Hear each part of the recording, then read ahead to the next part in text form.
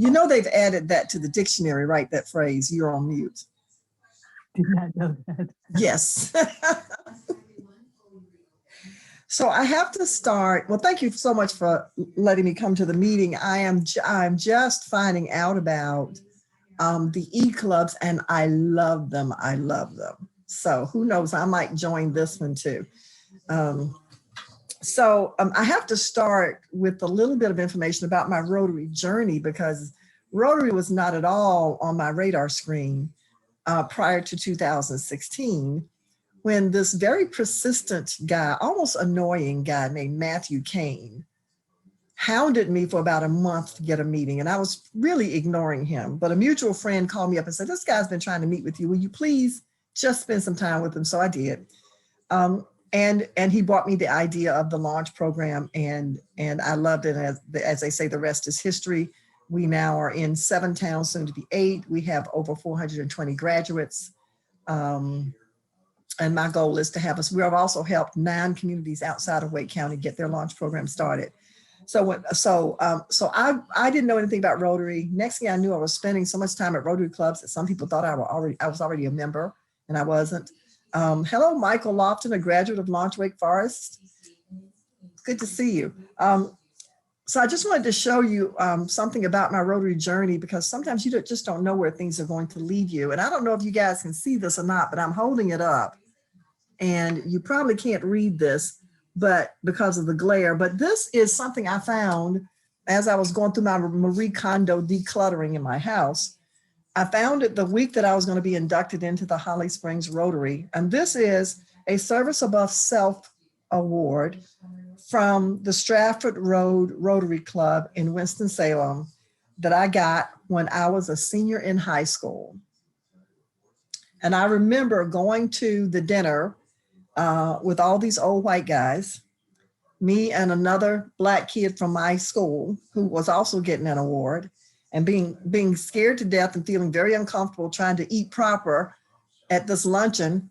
And they gave me $125, which back when I was in high school was a lot of money.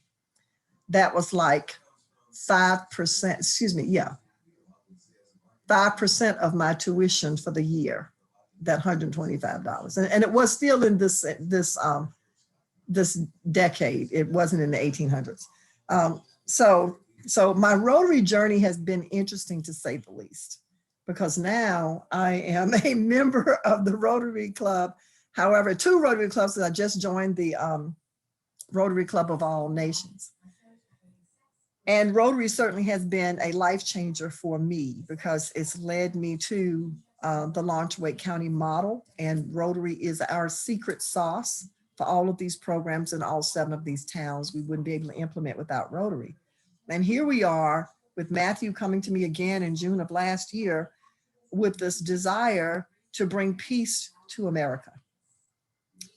And I hadn't learned my lesson the first time. Must have been a premonition that I was dodging him, because every time he comes with an idea, it makes a lot of work for me. Because look, he's in Mexico. What am I doing? I've spent the whole day on Our Story stuff. So he's a smart guy. So the idea behind Our Stories was to bring peace to America. And what is the source of all the distrust, the unrest, the protest, the violence, the inequity, the wealth chasm, not the wealth gap, the education chasm, not the education gap? All of that is rooted in America's second Holocaust race. How do you deal with that when all the people who created these problems initially have been dead for hundreds of years? Well, we have to talk to each other. So Matthew came to me with this idea of how do we get people to talk to each other? Because you know that in this country, if you are a Black person and you're really honest about race, your experiences about race, your perceptions about the way white people behave and the way they communicate, and your recognition of microaggressions, people are going to label you a militant, somebody with a chip on your shoulder. You're exaggerating. If I explained to people how when I was 16 years old, people burned a cross in our front yard, they would say, well, you just need to get over that. So it gets really risky if you're a Black person and you're honest about race in America. If you're a white person and you're really honest about your experiences with race, your perceptions of people of color, whether or not you have any Black friends or sit next to anybody who's not white on Sunday morning, what your family may have done from a racial perspective in the past, you'll get labeled a racist, out of touch, dangerous for Black people. So no matter who you are in America, it is not safe to be honest about race. And you can't address anything if you can't even talk about it, if you can't be honest with each other. So that's what we designed our stories to be. It was originally Our Stories, Safe Conversations on Race. We got a lot of pushback from Black people that says, why do we always have to make it safe for white people to talk? Why do we have to always make them feel comfortable? Why do we always have to try to alleviate their guilt for slavery in the past? Why do we have to educate these people? Why don't they just go pick up a book and read it? Damn it. That's the reaction we got to the name Safe Conversations on Race. But we went forward with it on the pilot because we understand how, and Matthew and I can talk to each other about almost anything. In fact, he is an honorary Black man, and I can explain that story to you later, but it is just not safe. And we wanted, so for the pilot, we handpicked participants, we handpicked 4 facilitators, because we were not trying to convince them of anything. These are people who kind of already drinking the Kool-Aid, but we needed them to vet the process and the model and the homework and all of that. And some of the feedback we got from them was, well, you might want to change your name. So inevitably, people in my generation, baby boomers, were all saying, oh, I came because you said it was safe. Because I know I've been in those situations where whether you're white or Black is not safe. But the younger people were saying, you got it wrong. Even in a safe environment, you must be brave to talk about race, because you have to be vulnerable. You have to be able to open your own kimono a little bit. So after much thought, we changed it to Brave Conversations on Race, a safe place to learn, grow, understand. And that's where it is today. And what we try to do is create a guided tour. So if you've ever been to a museum and you walk around and you can read some of the little cards and you look at things, and it's a pleasant experience. But if you really want to experience that museum, you need a docent, right? Somebody who can make sure you hit the high points of the different exhibits and the different pieces. And that's what we've done with Our Stories. This is a facilitated tour through a conversation on race. We have a white and a non-white facilitator for each cohort, preferably a male and a female as well. And we curate our groups. So it's 10 people, 5 whites, 5 non-whites. And we've put them together deliberately. We try to have some 20-somethings and we try to have some 70-somethings. We try to have some gender diversity, ideally 5 male, 5 female. No people from the same family, no people from the same company, not too many people from the same profession, because all of those things lead to groupthink and make people feel unsafe. And so far, we've taken 100 people through. We are in the process of training facilitators, and we're hopefully going to take another 50 through starting next month. And because of the article in Rotary, we've got interest from other parts of the country wanting to take this model. So we're in the process of designing what the chapter structure looks like. What does it take for you to have a chapter of Our Stories? What we're hearing from people is that, and it's a 6-week experience. You meet once a week for 1 hour and 45 minutes. We have some scheduled for Tuesday, Wednesday, Thursday night. I think we have one that starts at 7, one that starts at 7:30, and we have a Saturday morning. So we're trying to schedule these in ways that will fit into people's lives. After every cohort, we hear from our participants that it needs to be longer, because it used to be 5 weeks and 90 minutes. And after the fall cohorts, the spring cohort, we enlarged it to 6 weeks and an hour and 45 minutes. And we're probably not going to go larger than that, because you got to fit into people's lives. And what we hear from them is, well, we really we were getting to know everybody, and I'm going to miss you. And we wish we had more time to talk about these things.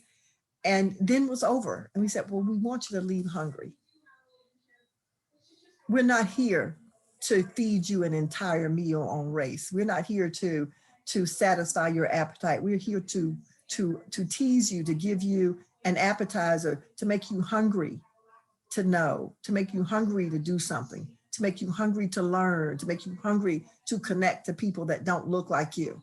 That's why we're here. So what's come out of the past cohorts is we have a closed Facebook group where we try to keep the conversation going.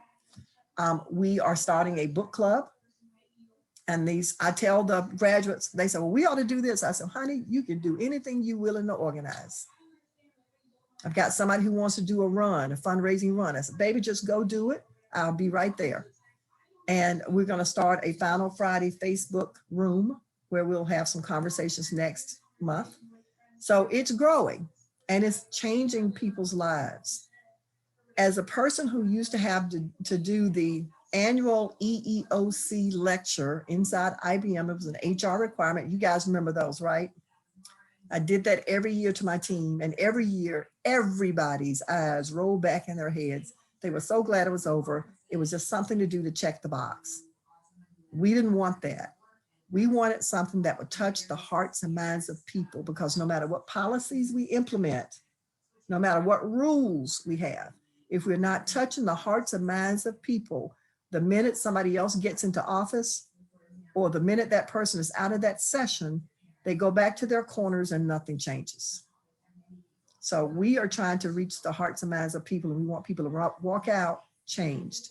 So when we present it to my Rotary Club in Holly Springs, one of the guys said, well, Katie, there are 40,000 people in Holly Springs alone, and you guys are doing 10-person cohorts. How are you going to reach 40,000 people? And I said, I'm not trying to reach 40,000 people.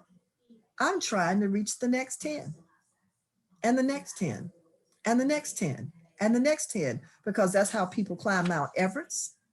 That's how the Grand Canyon was dug, one drop of water at a time. And if we can do something that 15, 20 years from now, people say, I did this experience back 15, 20 years ago, and it changed me. That's success to us. We're not trying to get 5,000 people right now today. It's not a buns and seats numbers game. So what we've heard from people is, I didn't know that some of the things I was saying was hurtful to people. This is what we're hearing from what we're hearing from Black people is, I didn't know that white people were so clueless about this whole race thing. I thought whenever they did something that was hurtful, I thought it was more intentional, and it's not. It's people just don't know. So now instead of being angry, I'll see this as maybe a teaching opportunity, an opportunity for us to talk. We've had people in some of our cohorts say, well, you know what you just said, that hurt my feelings. And somebody said, what? How? I mean, I didn't realize how, tell me. And they explain it on both sides, on both sides. So that is our story. It's free to everybody to participate, because we don't want that to be a barrier. It's totally virtual now. We think we may continue the virtual model because it makes it accessible. But we would like to get people together in reunion style things as time goes on. And the other thing we're finding is, and maybe you guys are finding this too, I'm sitting here, and those of you who dare to have your cameras on, I can look into your eyes. I can see your faces. I can watch your reaction to what I'm saying. That is a different level of intimacy that is available to us based on this technology. So we think we'll continue to use it. So I've talked a lot. I could talk for another hour because I'm a preacher's kid. So let me just shut up and see if Maria, I'm able to take any questions.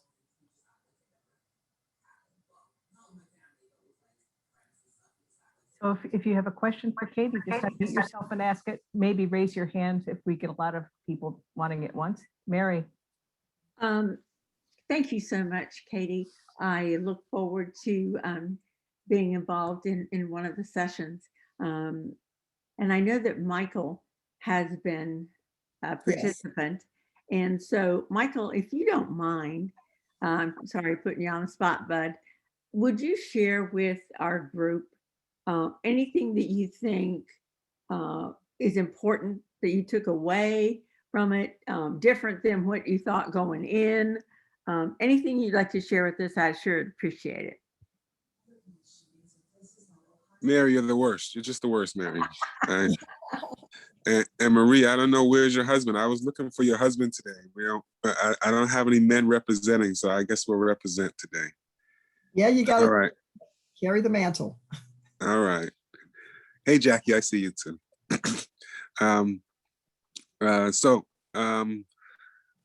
Our stories. You have to be brave. It was all about, that's why the word brave is in there. We're not in there trying to change the next person's mind about race. That's one thing you want to learn is, as someone who can be pretty straightforward in my thinking and what I would like to say and things like that, I was expecting someone to, oh, you're right, that's the way it should be, but that's not what you're going to get, right? Some people are stuck in their ways, and you have to learn to also listen. Just to be honest, as a young Black male, I expected to be going in there and telling these people about how they're wrong about what they should be thinking, and they should be thinking this way, and that's not the case, right? As you find out that people have their own ways of thinking about things, and they have their own ways of that they went through things, and the same way I have to listen. I'm asking them to listen to me. I also had to listen to them, whether I agreed or not, right? And so it was. You have to be brave. That was definitely one of the key pieces. I can't lie, I broke down in tears sometimes because it is a hard conversation, right? So yeah, it was definitely about making sure that you understand that you're not there to change someone's mind. You're there to give what your experience is, and then listen to the next person's experience, and then do your best to try to meet in some type of middle ground, and have the conversation is the first step, because many people don't even want to have the conversation. Thanks. Hey, Angela, I was just at your Wakefield Rotary the other day, actually, at your social. I didn't know that you're from Wakefield, so good to see you as well. I want to give a shout out to Latasha Rouse, our Birth Sisters doula. She's a Launch Nightdale graduate.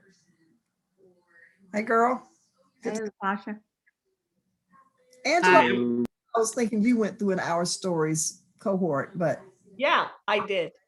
hey, that's right. Because so Yeah, I was the very first one, kind of like the pilot. So it was very enlightening, hearing the different perspectives of everyone. I grew up in Iowa, and it's not that people there, I mean, I'm sure there are racist people. There just weren't a lot of people of color in my community where I grew up.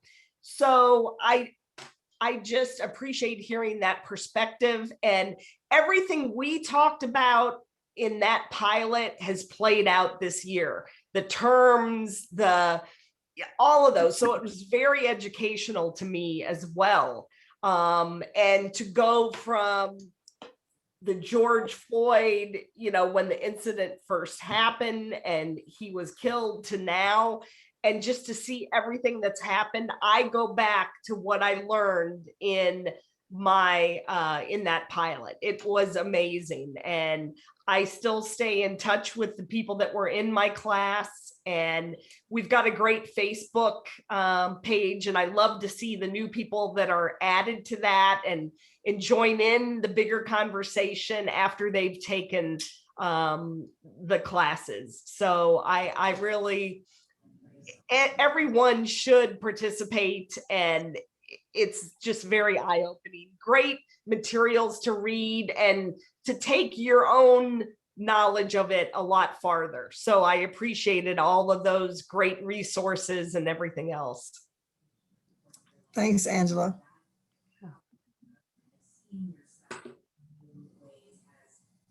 I'm I was gonna I'm ask, looking very much forward to the recording. I apologize. I first joined with my phone, but could not hear anything.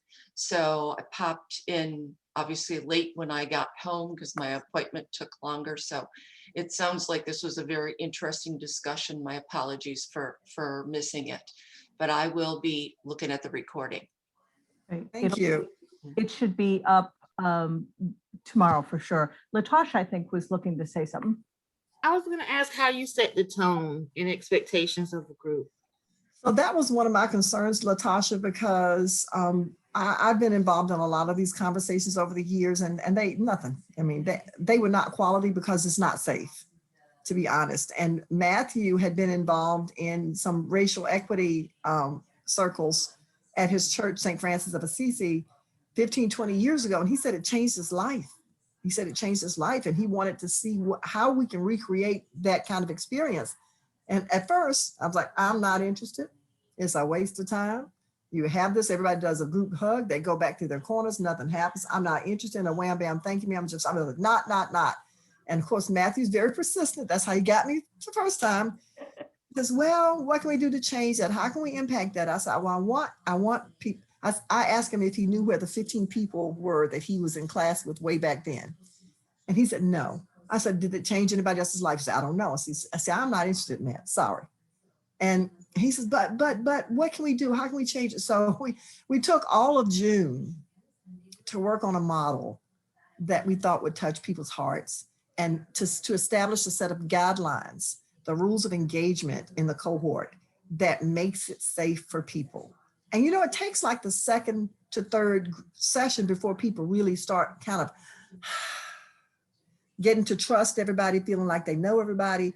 But one of the guidelines is you must be present, no multitasking, no driving, no being out at the coffee shop. You must do all the homework. You must participate. You must keep your camera on.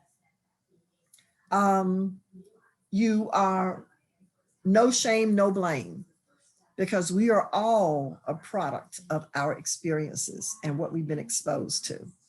And so you have to come in here willing to give everybody a degree of grace, to say we all bring our stuff in, we all got issues, we all bring it with us.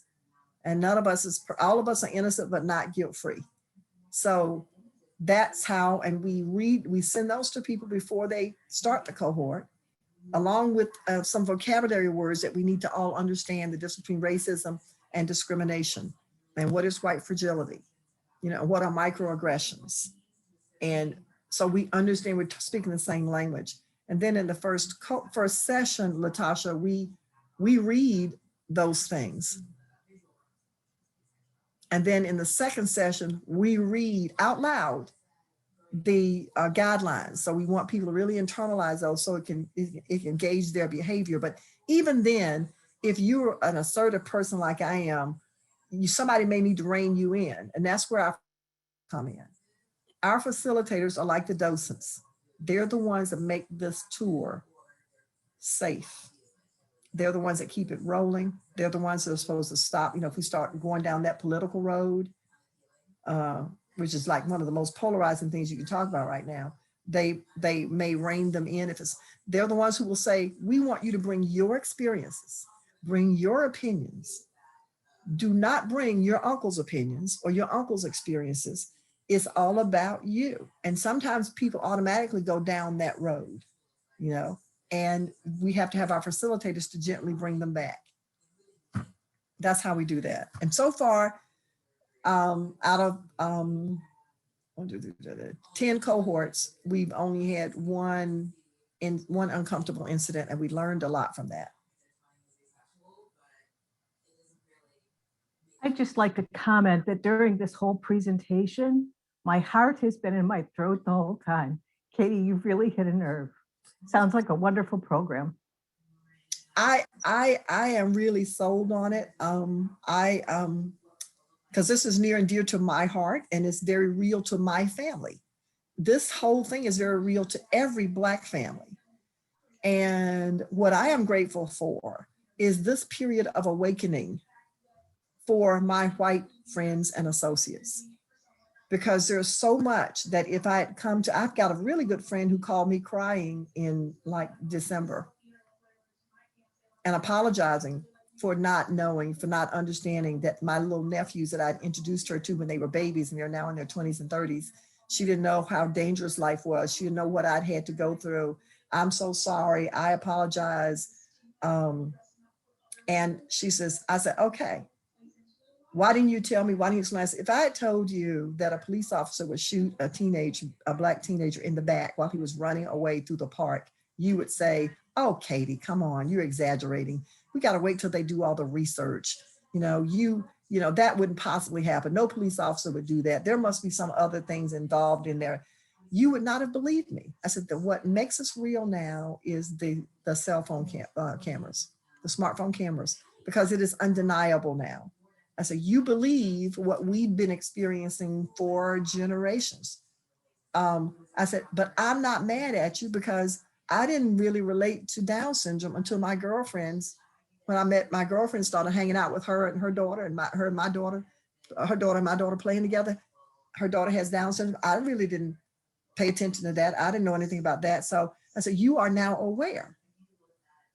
So what I'm not mad at you for not being aware before, but now that you are aware, do something. And so that's where we are at our stories. We ain't mad at anybody.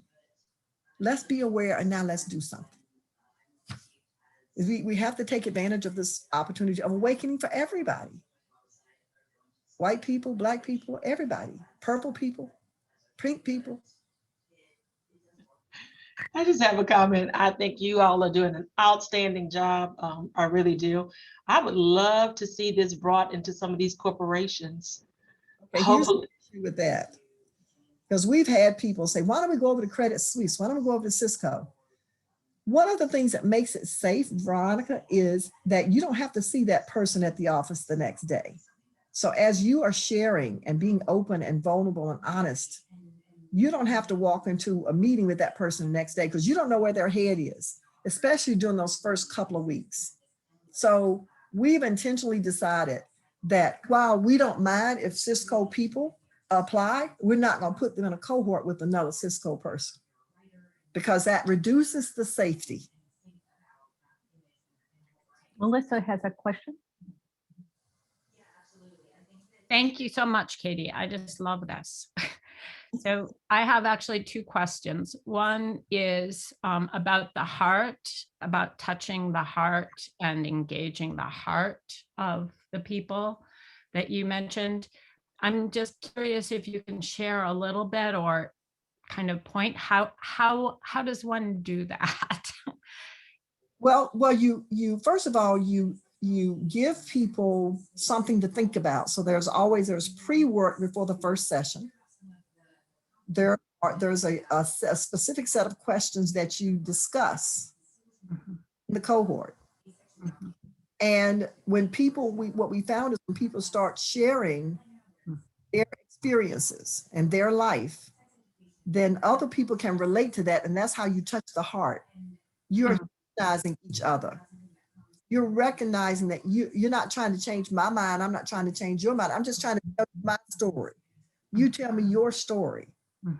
There's something in everybody's story that we can relate to. And that's how you touch people's hearts. And when we were doing the pilot, Angela, were you in the cohort with Edie and Jeremy? Yeah, with you and yeah. Yeah, because see, during the pilot, I couldn't talk. I had to be a fly on the wall. And actually, Matthew had bet me that I could never survive 5 weeks without talking. And I did it, didn't I, Angela? She did. She did a great job. If I should have put some money on that thing, I would have. So I knew we were making progress when people started talking about things they've not ever told anybody. And when we had Jeremy, who was a 20-something Polynesian man, and Dee Dee, who was a 70-something African-American woman saying, I love you, I can't wait to see you in person. We knew we would get it. We had a formula that was working. Now, think about the bell curve, right? Perceptions and positions on race in this country are like the bell curve. You got people on the far right, that's why they call them the far right, who are stone cold racists. You're never going to change them. You can do DNA and find out that they're 50% African ancestry. They're still going to be racist. You got people on the other end, the left end, that are your early adopters, that are always the ones who do the first things. We know that we are organically going to climb that curve. We know that we started because we handpicked the people in the pilot. We knew we had people, we picked people for the pilot that were almost there anyway, because we wanted to vet the process. And as the way that we are growing this is we're asking people to, once they go through a cohort, here's information that you can share with your network. And so people are deciding who in their network they want to share this with. So we know that we're starting with the early adopters and we're going to climb that curve organically. I have one other question, Okay. if it's okay. Are you franchising this? I might have missed you saying, I know that it's a lot, but how can we go about facilitating the franchising of this? So we're not a year old yet. We had our first cohort in July. So we're still a startup. And to be honest with you, we are surprised at the requests that we're getting from outside of this area for people who want to have one as far away as Alaska, Australia. I can't remember. So we will be creating a chapter structure so that others who want to do this in their geography or just out there in the internet world, that they will adopt this model. Because in order to control quality and make sure there is consistency, you have to have some structure. You have to have people sign an MOU, and there will probably be a fee for a chapter because we are going to be ramping up our facilitator training. By the way, the only way to facilitate in a cohort right now is to go through the conversation. What we learned in the pilot, and Angela, you remember how much Clark and Dr. Moore spoke in the first session? You guys didn't know this, but I was chatting them. I was like, you guys are talking too much. Be quiet, let them talk.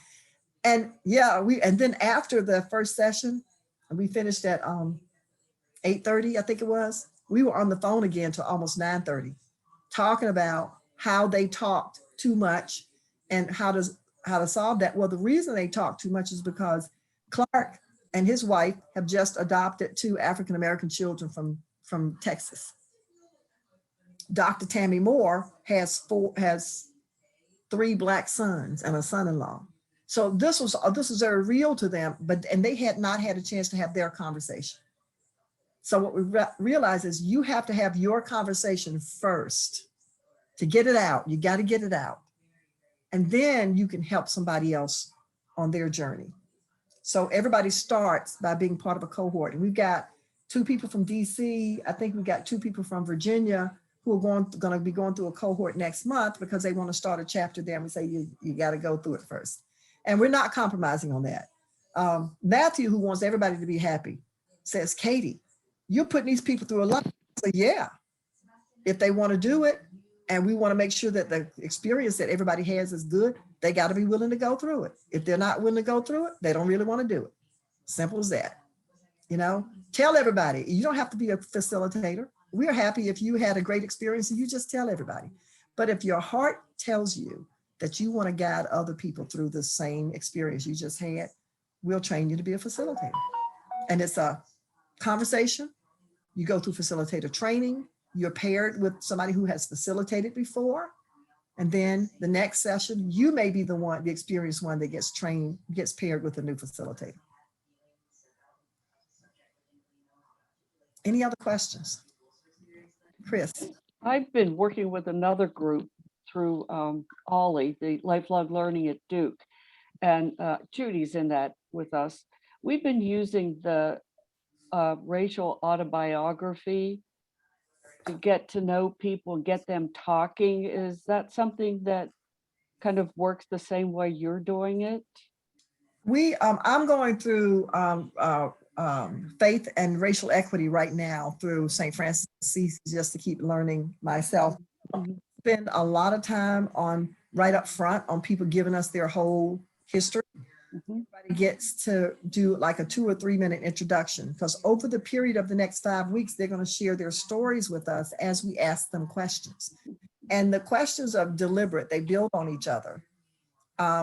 Like for the first cohort, one of the questions is, what was your first experience with race, either as an observer or as a target? What did your parents tell you about race, if anything?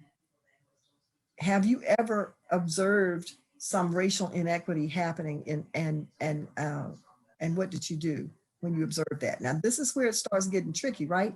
Because if you've observed it and you did nothing, then it takes courage to say, yeah, I saw this and I didn't want it to be aimed at me, so I didn't say anything. That's essentially what we're doing in the group, the other group that I'm on the steering committee. Mhm, So sounds like we're on the right track. mhm. So Katie, I have a Uh-huh. question. This is Mary Cam. Are all of the participants to this point Rotarians? I Oh, mean, no. our group, so there are people who become part of a cohort that are not Rotarians. Yes, in fact, most of our participants are not Rotarians. Oh, really? Started with Matthew and I started with people that we knew that were in our network. And of course, he knew a bunch of Rotarians. Yeah. Most of the people I knew were not Rotarians. I haven't been in Rotary for 30 years like he has. So most of our participants are not Rotarians. Gotcha. Thank you. I tell you what we are hoping. I hope this, I'm not sure about this, Matthew, but when I look at Rotary's investment in peace, with no investment in peace in America, I hope to change that. To me, that's a bit of a colonialistic, paternalistic view of the world, that we'll go around to other countries where brown people are in conflict and teach them how to have peace, but we're not focused on having peace here. So I hope to get Rotary's attention so that they're focused on peace in the US as well. Thank you. Thank you, Katie. I think we're nearly the end of our time, but we are so grateful that you are here today, and it was a wonderful presentation. Thank you so much.